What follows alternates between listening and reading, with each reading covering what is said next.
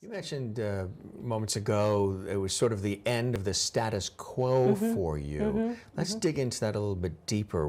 Do you think you were living life based on the status quo, what was expected of you, what you expected of yourself, what was normalized, whatever it may be, and you always desired more? Tell us about that, because you take big dreamers from their status quo to the extraordinary. Yes, yes. But for you, that was a pivotal moment where the status quo was just not good enough.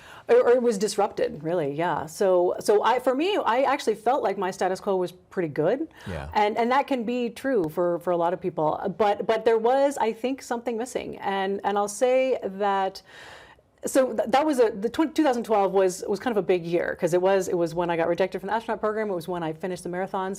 There were several members of my family who were having health crises. I actually had one grandfather pass away, another one get West Nile virus, and my mom and my grandmother were having some health issues that year. So everything was turned upside down. All at the same time. Yes, yes. So I think as far as the status quo, I was on this fast track, and it was expected, and I did expect it of myself, but I think I had not realized that maybe there was more and bigger out there for me. So I think what has actually happened is, as far as the astronaut dream, is realizing that in actual fact, being an astronaut wasn't my path, and I wouldn't trade a day of everything I did to get to that point. Right. But really, the universe was calling me to something much bigger, and so closing that door was one of the biggest gifts.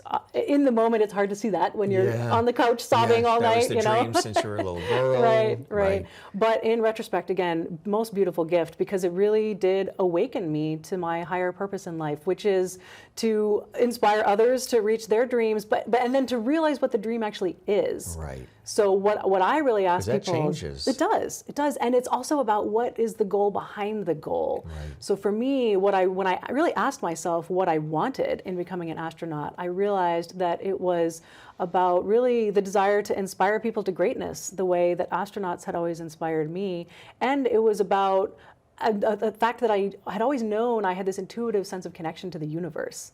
And so I think when I was in 5th grade, that sort of translated into something tangible, like be an astronaut, but you don't really think about cosmic connection per se when you're in 5th grade. So really that real dream I can fulfill in any number of ways. We're doing that right here, right? And it doesn't take being an astronaut to do that. So it took me some time to realize, but that's how you go from status quo to extraordinary, is really realizing what's the real calling and what is the path that is most aligned to get there.